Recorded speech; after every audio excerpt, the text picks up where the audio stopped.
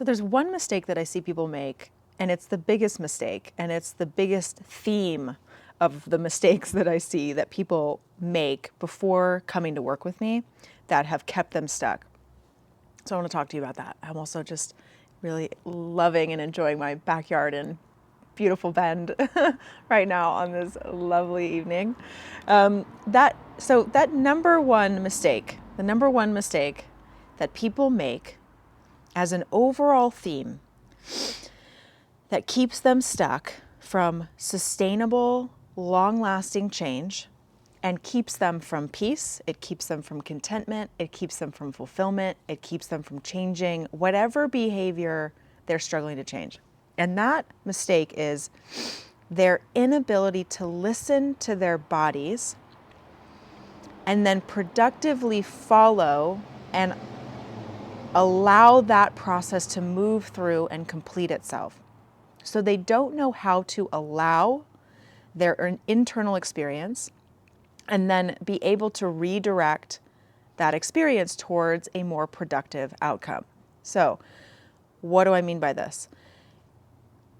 Most people don't know how to listen to themselves because they're not taught. It's not a, frankly, normal or common skill set that I teach to learn to listen to yourself and to listen to your body. But they don't know how to listen to themselves, to their bodies, to their emotions, and then to make matters worse, they will then override that experience, that internal experience, with some kind of cognitive, thought-based override.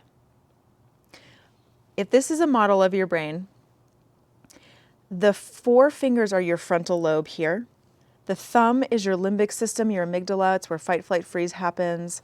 And then down in the wrist and the arm are your brainstem and your nervous system. Most of our habitual responses are happening underneath the frontal lobes. They're happening in the limbic system, in the deep subcortical parts of the brain that you cannot access through talk. You cannot access them intellectually. You cannot access them through affirmation. So people then try, because they're trying to make an honest attempt at changing their lives, but they're working in the wrong part of the brain. Okay. And so much of that process, you have to learn how to speak the language of the subcortical parts of the brain and the nervous system. You have to learn how to speak with it. It's its own language. And that's what I teach in the somatic embodiment group. In my somatic embodiment group, is how to speak to your nervous system, how to speak and listen to your body.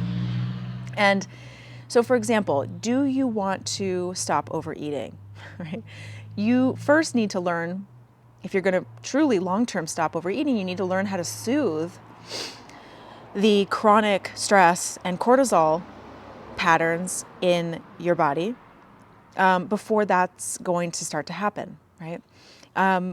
Do you want to change your habits? You will need to get underneath the hood of what's getting in the way of doing that, and it's living in your nervous system.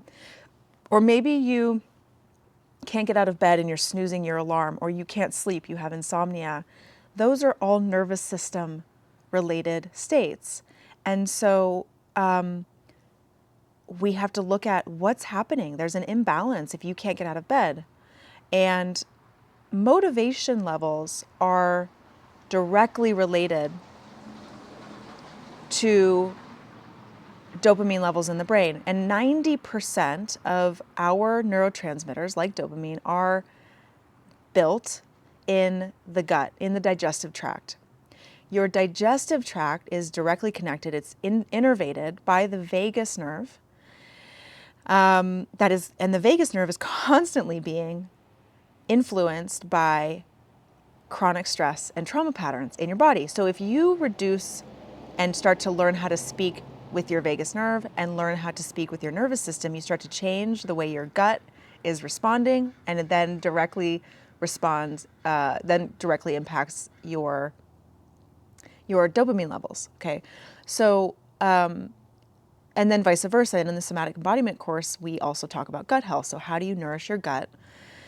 So there's this kind of chicken and egg process there that's happening between gut health and nervous system health. And if you start with your nervous system and your body, you're going to get so much farther than you could have before. So it's so important to understand that you cannot outthink your body. You cannot think your way out of this, right? It's pure physiology and biology. People are constantly telling themselves, "Oh, I can just think my way out," or I don't, like Maslow's hierarchy of needs. Like, I don't need that. That your physiology is running everything. But you can learn how to speak the language of of your physiology, okay? And that's what I'm going to teach you how to do in my somatic embodiment group. And so to do that, you have to learn to allow it to speak the language of your nervous system, and then allow it to move through you, and then redirect it in a healthier way. And that's where I come in. Sometimes I'm like the bumpers on the bowling alley to help with a pattern interrupt, right? Because there's a lot that's going on that needs to be interrupted as well. And then I help you learn how to track yourself and walk with you on that path. So when we override our physiology, we're only swimming upstream, and you'll never truly get better long term that way, okay? There's always going to be some kind of symptomology that people tend to have.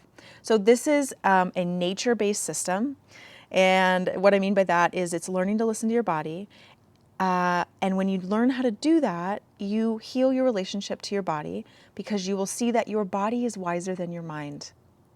I'm going to say that again. Your body is wiser than your mind.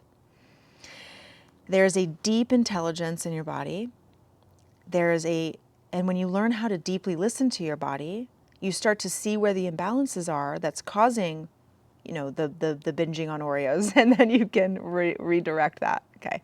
And so, again, no animal in the wild is going to say to themselves, I've already had 3 squirrels this week. It's getting cold. I think I have to hibernate soon, but I'm going to get fat if I eat another squirrel. So I'm just not going to eat another squirrel this week. No animal would say that. They're not thinking, should I run from the mountain lion? If it's coming up, you probably want to run from the mountain lion. So we have to follow these natural urges and see where they're trying to go. See where they're trying to go. When I learned how to speak the language of my body and my nervous system, my whole life changed. My whole life changed in every way. And the people around me could see it. And so that's what I'm teaching you in somatic embodiment. There's still a few spots open. Reach out to me if you'd like to join us.